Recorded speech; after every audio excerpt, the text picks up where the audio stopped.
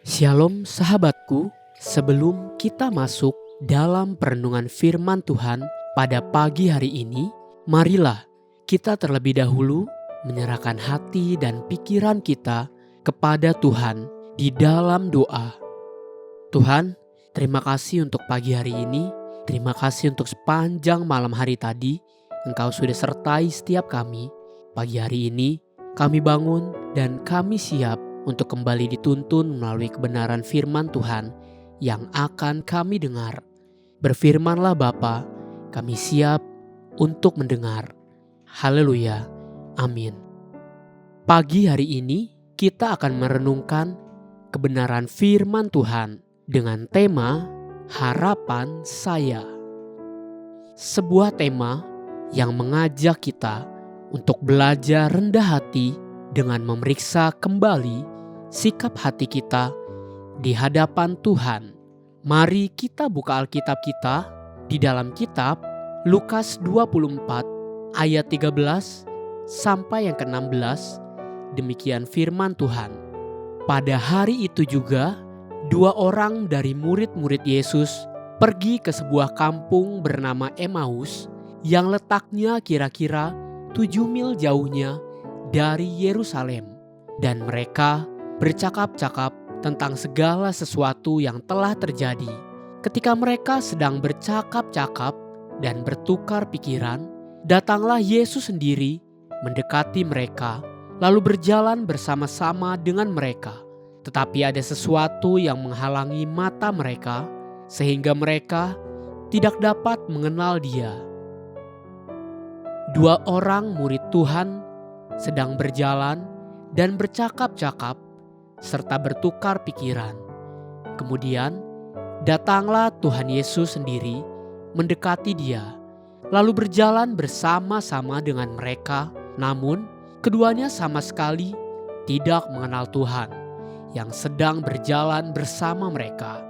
Sebab Injil Lukas 24 menuliskan bahwa ada sesuatu yang menghalangi mata mereka, sehingga mereka tidak dapat mengenal Dia.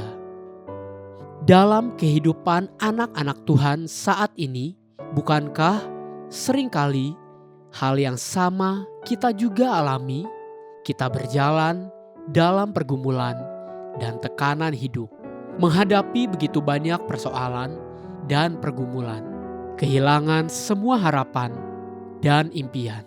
Kita berdoa dan berpuasa, namun kita masih tetap harus menghadapi semua persoalan yang begitu menindih.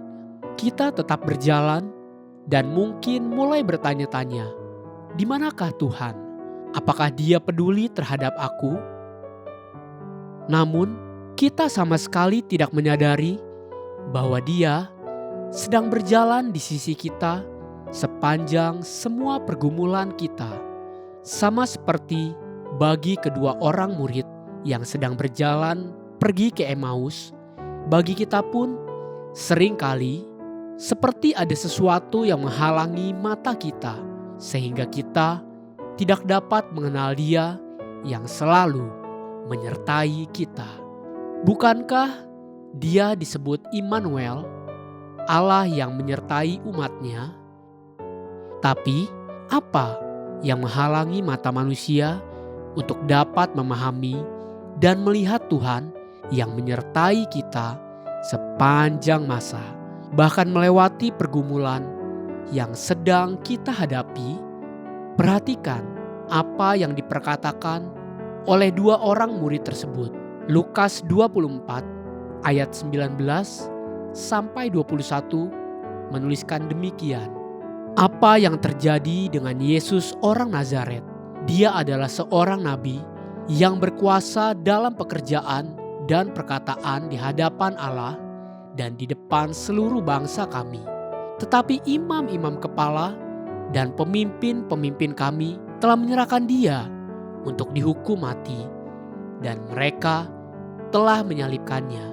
Padahal kami dahulu mengharapkan bahwa Dialah yang datang untuk membebaskan bangsa Israel. Tetapi Sementara itu, telah lewat 3 hari sejak semuanya itu terjadi. Inilah selaput yang menutupi mata kita untuk dapat melihat penyertaan Tuhan, harapan kita sendiri. Pola pikir kita membentuk harapan kita, dan seringkali pola pikir yang tidak sama dengan pola pikir Tuhan membentuk harapan yang juga berbeda dengan apa yang Tuhan rencanakan. Itulah yang menjadi selaput yang membutakan kita untuk dapat melihat Tuhan. Haleluya, sahabatku, biarlah firman Tuhan pagi ini menjadi terang bagi langkah kita dan kekuatan bagi perjalanan hidup kita sepanjang hari ini.